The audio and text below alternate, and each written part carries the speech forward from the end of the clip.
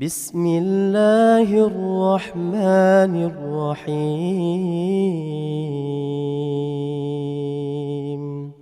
بسم الله الرحمن الرحيم.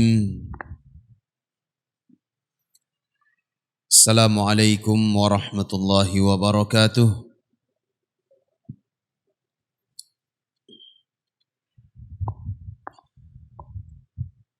الحمد لله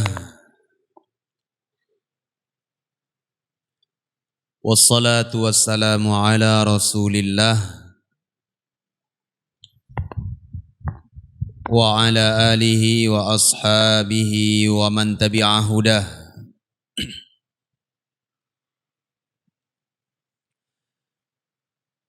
أشهد أن لا إله إلا الله وحده لا شريك له وأشهد أن محمدًا عبده ورسوله صلى الله عليه وعلى آله وصحبه وسلم تسليما كثيرا. أما بعد، hadirin jamaah salat maghrib yang dimuliakan oleh Allah. Alhamdulillah, kembali Allah subhanahu wa ta'ala mempertemukan kita di majelis yang mulia ini, di salah satu dari rumah-rumahnya, dan merupakan anugerah yang sangat besar ketika Allah Azza wa Jal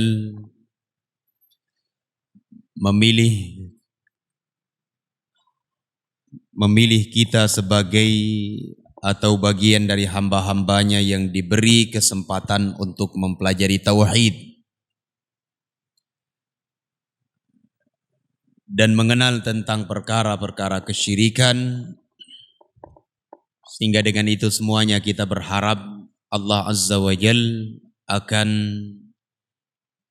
beri kepada kita keselamatan dari perbuatan syirik, dan Allah subhanahu wa ta'ala mengokohkan kita di atas tauhid kepada Allah Azza wa Jalla sampai ajal datang menjemput kita. Hadirin jamaah yang saya muliakan, pada pertemuan terakhir alhamdulillah kita telah bahas dan telah kita baca beberapa ahadits, beberapa dalil di dalam bab yang menerangkan bahwa sebab yang menjerumuskan Bani Adam ke dalam kekufuran dan mereka meninggalkan agama mereka adalah sikap melampaui batas di dalam menyikapi orang-orang saleh. Dan pertemuan yang lalu telah kita baca hadis atau penjelasan Abdullah bin Abbas radhiyallahu anhuma. Beliau menjelaskan tentang perbuatan umat Nabi Nuh dahulu, di mana mereka melampaui batas di dalam menyikapi orang-orang saleh dari kalangan mereka. Dan itu dimulai bertingkat-tingkat ataupun berjenjang, mulai dari mereka membuat gambar orang saleh ditempel di rumah dan belum ada tujuan untuk mengibadahinya. Kemudian bertambah lagi, meningkat lagi, sampai datang generasi-generasi yang berikutnya. Mereka menyangka bahwa nenek moyang mereka dahulu beribadah kepada gambar-gambar dan berhala-berhala itu. Akhirnya mereka pun beribadah dan memberikan ibadah mereka kepada gambar-gambar tersebut. Hadirin yang dimuliakan oleh Allah, inilah yang kita sebutkan pada beberapa pertemuan yang lalu, bahwa Islam itu tidak cuma sekedar mengharamkan syirik. Namun Islam juga mengharamkan sebab-sebab yang akan menyeret manusia ke dalam perbuatan kesyirikan atau menyembah kepada selain Allah. Jemaah yang dimuliakan oleh Allah, perilaku manusia hari ini mereka melampaui batas di dalam menyikapi orang saleh. Nah, ini adalah wasilah yang akan mendorong mereka, menyeret mereka ke dalam perbuatan syirik. Dan kita sudah bisa saksikan hari ini, jemaah yang dimuliakan oleh Allah, bagaimana umat ini terjatuh ke dalam syirik di dalam bab ini. Kita sudah saksikan. Ada seorang soleh menurut mereka wafat, meninggal dunia. Awalnya mereka cuma membuat bangunan kecil aja. Tanpa ada dinding, cuma ada tiang, kemudian atap. Kemudian setelah itu mereka menempel foto orang soleh itu di kuburan tersebut. Tujuan awalnya adalah untuk mengenang jasa, supaya semangat di dalam ibadah dan mengikuti jejak mereka itu. Ini tujuan awal. Sampai datang generasi yang berikutnya, orang-orang yang bodoh dan jahil terhadap ilmu, akhirnya penghuni kubur itu pun disembah.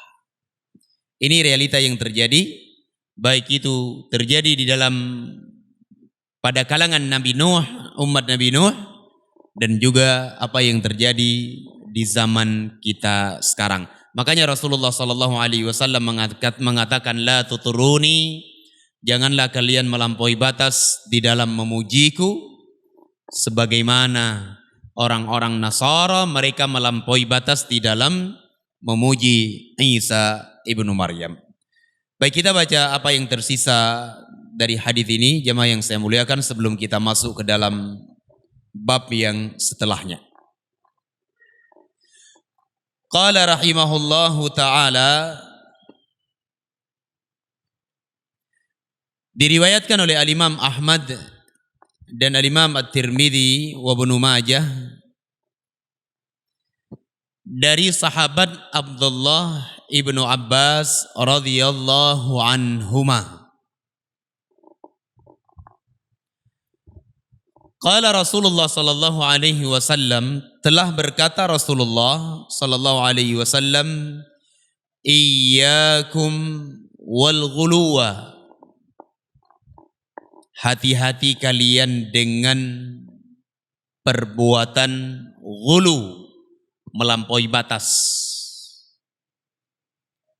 Nabi sallallahu alaihi wasallam mengingatkan kita untuk kita berhati-hati dari perbuatan ghulu, perbuatan melampaui batas. Termasuk ke dalamnya adalah sikap melampaui batas terhadap orang-orang salih. Melampaui batas yang semestinya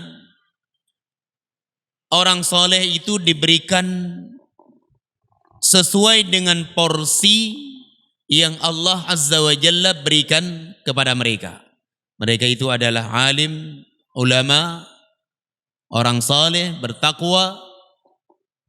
Semestinya seperti itu. Namun ketika diberikan porsi yang tidak cocok dan tidak layak bagi mereka, inilah yang dinamakan dengan sikap ghulu, melampaui batas, yang kata Nabi sallallahu alaihi wasallam, iyyakum wal ghulu, hati-hati kalian dengan sikap melampaui batas. Fa innama ahlaka man kana qablakumul ghulu. Nabi mengatakan, hanya saja yang menyebabkan orang-orang sebelum kalian dari kalangan Yahudi, dari kalangan Nasrani, mereka itu binasa, terjatuh ke dalam kehancuran, adalah sikap melampaui batas mereka di dalam menyikapi orang-orang saleh. Makanya di dalam ayat Allah katakan, ya ahlal kitab la taghlu fi dinikum wa la taqulu 'ala Allahi illa al-haq. Wahai ahlul kitab, kata Allah. Siapa? Yahudi dan Nasara. Mereka adalah ahlul kitab. Diturunkan kepada mereka Alkitab. Kata Allah, la taghlu fi dinikum. Jangan kalian melampaui batas di dalam agama kalian. Berlebih-lebihan. Iya.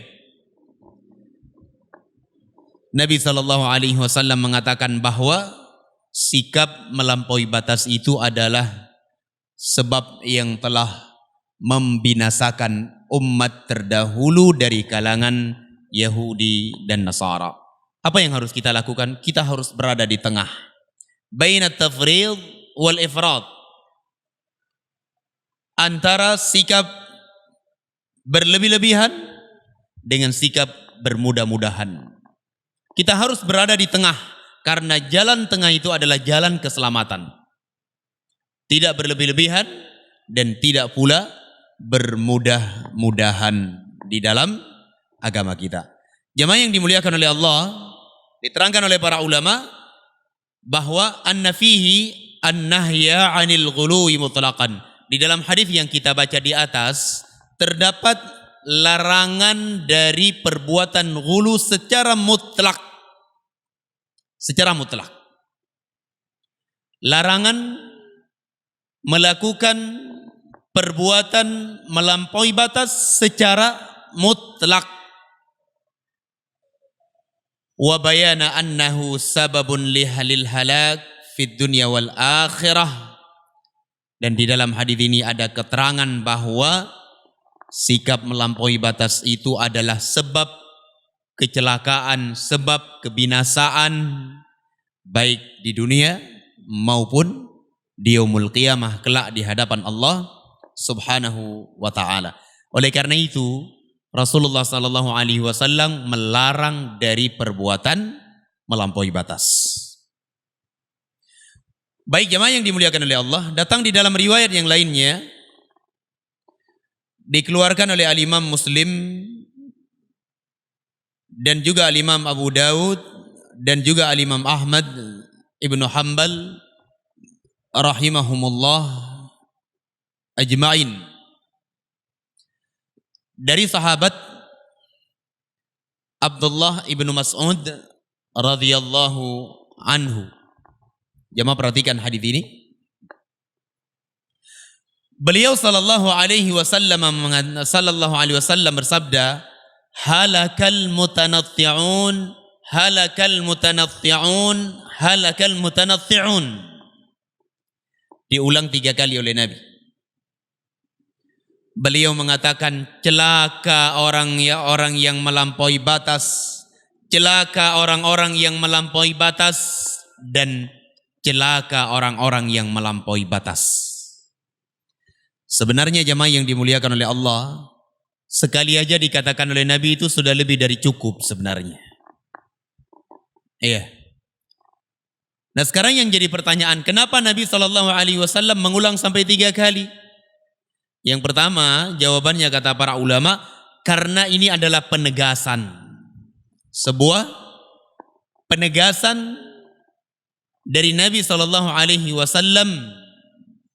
bahwa sikap melampaui batas itu adalah sebab kebinasaan. Ini alasan kenapa diulang 3 kali oleh Rasulullah sallallahu alaihi wa ala alihi wa sahbihi wasallam. Yang kedua, Nabi sallallahu alaihi wasallam berupaya dengan semaksimal mungkin supaya umat ini tidak terjatuh ke dalam kebinasaan disebabkan sikap melampaui batas tadi. Nah, ini diterangkan oleh para ulama demikian. Maka dari itu, jamaah yang dimuliakan oleh Allah Subhanahu wa taala, yang dimaksud dengan kalimat al-mutanatti'un, melampaui batas di sini adalah al-muta'ammiquna fi syai' min kalam wa ibadah wa ghairiha.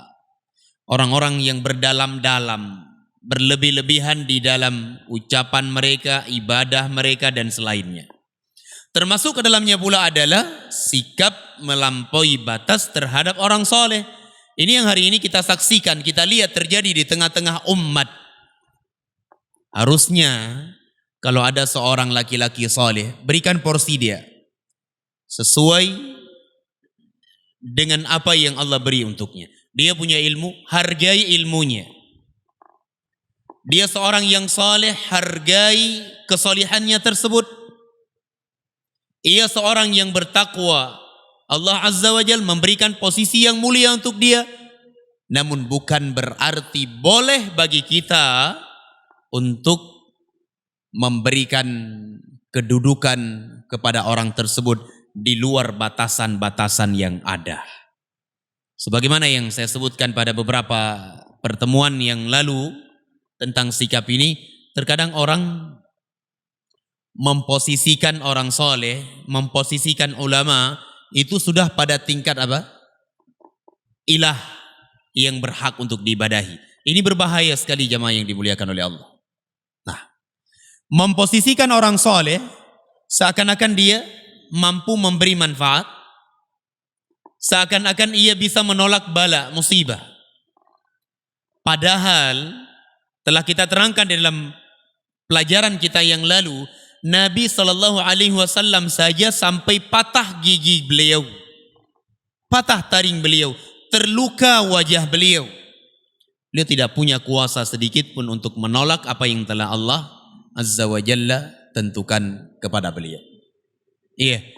Ada lagi sebagian orang memposisikan ulamanya itu pada posisi mengetahui perkara-perkara yang gaib. Ini berbahaya lagi. Ya, ia letakkan ulamanya ini, jangan main-main dengan ulama kami ini. Ya, kamu datang, sebelum engkau datang bertemu dengan dia sudah tahu maksud dan keinginan kedatanganmu. Dia sudah tahu itu. Nah, ini melampaui batas jemaah yang dimuliakan oleh Allah. Ya. Sehingga jemaah yang dimuliakan oleh Allah harus dijauhi hal-hal yang seperti ini. Ya. Jangan kita ini menjadi sebab ya saudara kita jatuh ke dalam kebinasaan gara-gara sikap melampaui batas. Sudahlah, berikan porsinya. Dia itu alim, hargai ilmunya. Kalau dia benar-benar seorang yang berilmu. Dia orang soleh, hargai kesolihannya, ibadahnya, ketakwaannya. Bukan kemudian memposisikan ia sebagai orang yang tahu urusan yang ghaibiyah. Nabi alaihi salatu wassalam atau Aisyah radhiyallahu anha pernah mengatakan, sebagaimana atharnya itu diriwayatkan oleh Al-Imam Muslim di dalam kitab sahih beliau, di dalam Kitabul Iman. Aisyah radhiyallahu anha dengan tegas mengatakan, man za'ama anna Muhammadan sallallahu alaihi wasallama yukhbiru bima sayakunu fil ghad faqad a'zama 'ala Allahil firyah. Barang siapa meyakini, kata Aisyah radhiyallahu anha, bahwa Nabi Muhammad sallallahu alaihi wasallam beliau tahu dan mampu mengabarkan apa yang akan terjadi di esok hari tanpa pengetahuan ataupun turunnya wahyu dari Allah Azza wa Jalla, sungguh ia telah membesarkan sebuah kedustaan atas nama Allah Subhanahu wa ta'ala. Ini ucapan Aisyah radhiyallahu anha. Ya, jemaah yang dimuliakan oleh Allah, tidak ada yang tahu perkara gaib kecuali Allah Subhanahu wa ta'ala. Karena perkara gaib itu bagian dari rahasia-rahasia Allah Azza wa Jalla. Jemaah yang dimuliakan oleh Allah, pernah suatu hari Syekh Al-Allamah Al-Albani rahimahullahu ta'ala, Muhammad Nasiruddin, diajak berdebat atau diskusi oleh seorang dukun, seorang penyihir. Disepakati oleh Syekh rahimahullahu ta'ala, baik, saya mau berdiskusi denganmu dengan satu syarat, kata Syekh. Lalu dukun itu mengatakan, apa syaratnya? Nah, ini kesempatan bagi Syekh untuk menghantam seorang penyihir ini. Bagaimana engkau mengatakan, mengaku engkau tahu perkara yang gaib, sedangkan syarat saja yang saya simpan di dalam hati saya engkau tidak tahu. Ini penyihir ini mengatakan, aku tahu urusan gaib. Aku tahu perkara yang gaibiyah. Manusia memberikan porsi ini untuk orang ini. Ini orang tahu urusan yang gaibiyah. Ketika diajak berdebat, Syekh mengatakan dengan satu syarat. Orang itu bertanya, syaratnya apa? Lah, gimana engkau mengatakan tahu perkara yang gaib, sedangkan syarat yang saya simpan di dalam hati saya engkau tidak tahu? Ya, fangqata'ar rajul. Pada saat itu pula orang tersebut terdiam 1000 bahasa. Jemaah yang dimuliakan oleh Allah Azza wa Jal, kita ini tidak semulia Nabi sallallahu alaihi wasallam. Kita ini tidak semulia Abu Bakar As-Siddiq radhiyallahu an, Umar bin Al-Khattab, Uthman bin Affan. Ya. Nabi alaihi salatu wasallam menyebutkan, kalau seandainya aku tahu perkara yang gaib, niscaya kejelekan itu tidak akan menimpa kepada aku. Tidak akan. Baik jemaah yang dimuliakan oleh Allah, sikap ghulu di dalam menyikapi orang-orang saleh ini adalah sebab jatuhnya Bani Adam ke dalam kesyirikan, dan ini merupakan sebab kesengsaraan dan sebab kehancuran mereka baik di dunia maupun di yaumul qiyamah. Semoga Allah Azza wa Jalla jauhkan kita, dan semoga Allah Subhanahu wa taala menyelamatkan kita dari sifat ataupun sikap melampaui batas di dalam kita beragama dan di dalam menyikapi orang-orang saleh. Baik, kita pindah kepada bab yang setelahnya. Bab yang akan kita baca ini masih erat kaitan dengan bab yang sebelumnya dan masih berkaitan dengan pembahasan melampaui batas terhadap orang-orang saleh. Qala rahimahullahu taala, bab ma jaa min at-taghlid fi man 'abada Allah 'inda qabri rajulin salih fa kaifa idza 'abadah. Bab pembahasan tentang ancaman yang sangat berat, ancaman yang sangat keras bagi siapa yang beribadah kepada Allah, ya, beribadah kepada Allah di sisi kuburan orang saleh. Fa kaifa idza 'abadahu, lalu bagaimana kalau ia langsung menyembah atau beribadah kepada orang saleh itu. Saya ulangi babnya. Beliau mengatakan pembahasan tentang ancaman yang sangat keras bagi siapa? Fiman abadallah, ancaman yang sangat keras bagi orang yang beribadah kepada Allah. Dia beribadah kepada Allah. Ya. Inda qabri rajulin salih, di sisi kuburan orang salih. Fa kaifa idza abadahu, lalu bagaimana kalau ia menyembah orang soleh itu? Menyembah Allah di sisi kuburan orang soleh saja diancam dengan ancaman keras, dengan azab yang sangat berat, apalagi beribadah kepada orang soleh. Bisa difahami ya? Ini pembahasan kita pada bab ini. Jemaah yang dimuliakan oleh Allah, kenapa ini dilarang? Karena ini adalah wasilah. Beribadah kepada Allah di sisi kuburan orang saleh ini adalah sarana kesyirikan. Dan kita bisa saksikan hari ini jemaah yang dimuliakan oleh Allah. Apapun ibadah yang mereka tegakkan di situ. Ya. Yeah. Qiraatul Quran, berdoa, salat, ya, i'tikaf, berzikir dan sebagainya. Dari ritual amalan ibadah yang dikerjakan di sisi kuburan orang saleh. Ini dilarang oleh Allah Azza wa Jal. Saya sebutkan hadisnya, diriwayatkan oleh Al-Imam Al-Bukhari dan Al-Imam Muslim rahimahumullah Dan hadis ini juga dikeluarkan oleh Al-Imam Ahmad rahimahullahu taala di dalam musnad beliau. Datang dari Aisyah Ummul Mukminin radhiyallahu anha, istri Rasulullah sallallahu alaihi wasallam. Kata Aisyah, anna Umma Salamata radhiyallahu anha, Aisyah mengatakan bahwa Ummu Salamah, ya, Ummu Salamah. Ummu Salamah ini adalah salah satu dari istri-istri Nabi sallallahu alaihi wasallam. Dinikahi oleh Nabi sallallahu alaihi wasallam setelah wafatnya Abu Salamah.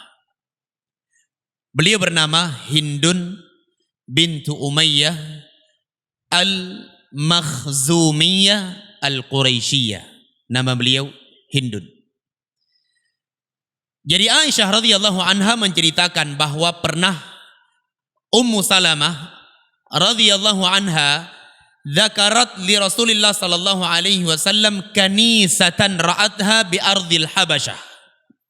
Bahwa Ummu Salamah pernah menyebutkan, menceritakan kepada Nabi tentang sebuah kanisah. Kanisah ini adalah Ma'badun Nasara, tempat ibadahnya kaum Nasrani. Apa itu? Gereja. Ya. Jadi Ummu Salamah pernah menyebutkan kepada Nabi sallallahu alaihi wasallam tentang sebuah gereja yang beliau lihat di ardil Habasyah, di negeri Habasyah, di Ethiopia waktu itu. Dan beliau lihat ketika beliau berhijrah ke Ethiopia bersama suaminya, suami beliau waktu itu Ummu Salamah, dan beberapa sahabat yang lainnya. Karena hijrah yang pertama diperintahkan oleh Nabi kemana? Ke Habasyah. Iya.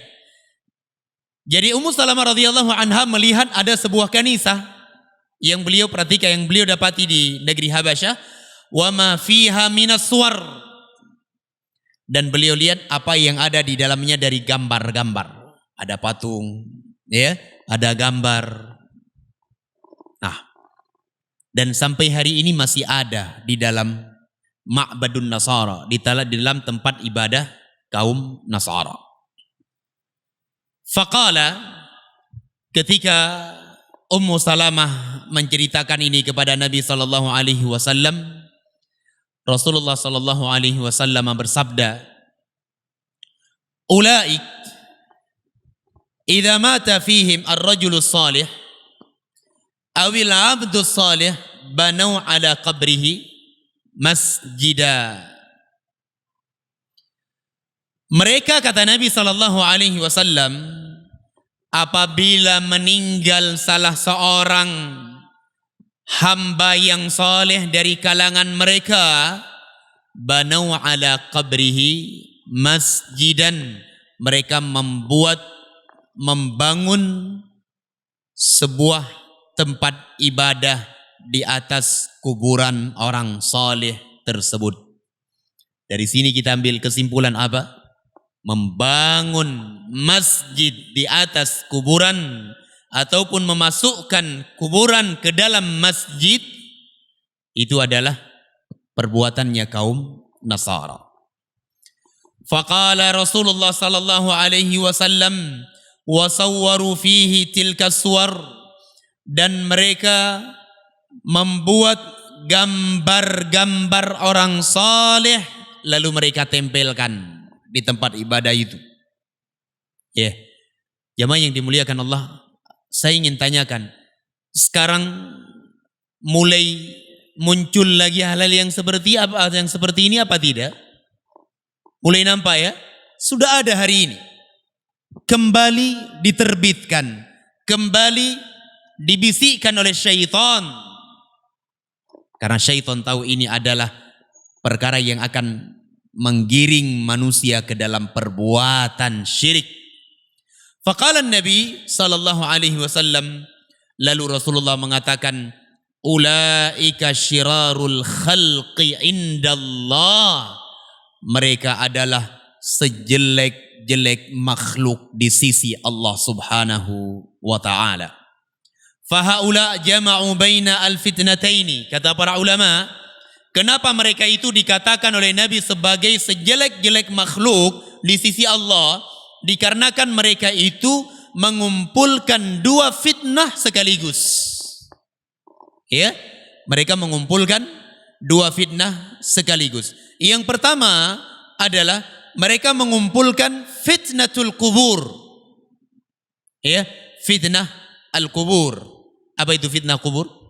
Membangun bangunan di atas kuburan.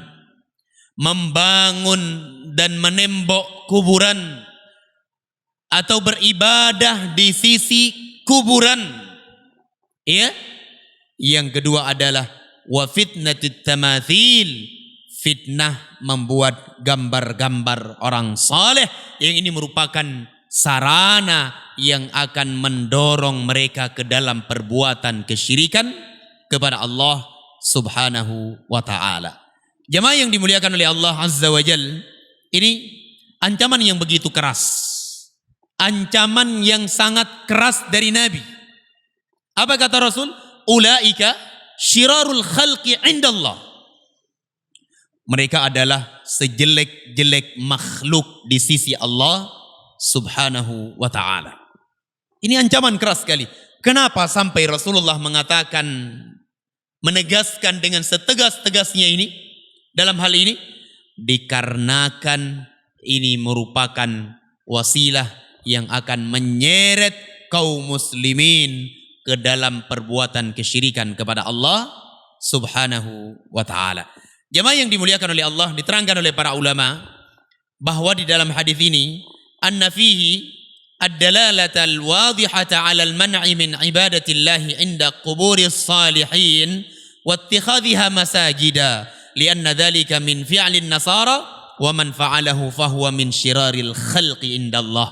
Di dalam hadis ini kata para ulama terdapat dalil yang sangat sahih, jelas, gamblang sekali terhadap pelarangan beribadah kepada Allah Azza wa Jalla di sisi kuburan orang saleh dan larangan menjadikan kuburan tersebut sebagai tempat ibadah, dikarenakan perbuatan itu merupakan perbuatan kaum Nasara. Dan siapa yang melakukan perbuatan tersebut, maka ia tergolong dari sejelek-jelek makhluk di sisi Allah Subhanahu wa ta'ala. Jemaah yang dimuliakan oleh Allah Azza wa Jal, hari ini kita saksikan sebuah realita yang sangat menyedihkan. Sedih sekali kita lihat, jemaah yang dimuliakan oleh Allah.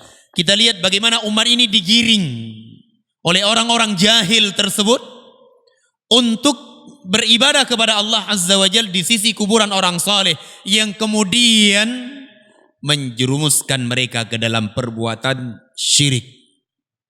Jemaah yang dimuliakan oleh Allah Azza wa Jal, padahal kuburan itu tidak boleh ditinggikan. Coba lihat salah satu yang kita lihat misalnya terjadi di Jakarta, ketika ada sebuah kuburan yang katanya kuburan orang saleh ingin dipindahkan. Dipindahkan karena ingin dibangun sebuah fasilitas umum. Ya, ketika ingin dipindahkan, manusia mereka memberontak, manusia mereka marah sampai menumpahkan darah para aparat keamanan. Kenapa? Inilah kesyirikan yang sudah masuk ke dalam dada-dada mereka. Sampai mereka meyakini bahwa kuburan ini adalah keramat, kuburan inilah yang memberikan berkah kepada kami, kuburan inilah yang telah memberikan kebaikan-kebaikan dan menolak bala selama ini. Jadi kalau ini dia angkat, bala akan datang. Coba lihat munculnya kesyirikan sedikit demi sedikit menimpa umat ini. Wallahu a'lam bissawab. Masih tersisa beberapa hadis dan dalil-dalil yang lainnya di dalam bab ini. Insyaallah kita lanjutkan pada pertemuan yang lainnya biidznillah taala. Sebelum kita akhiri, ada yang mau ditanyakan? Iya, silakan.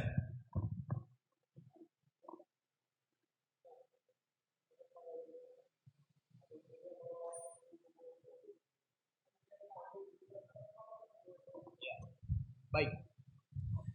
Pertanyaan tahlil di kuburan. Saya ingin terangkan penjelasan dari Umar ibn al-Khattab radhiyallahu taala anhu terhadap hadis Rasulullah sallallahu alaihi wasallam.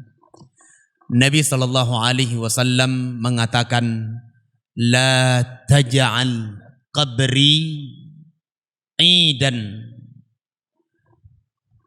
wala Allahumma la taj'al qabri wathanan yu'bad.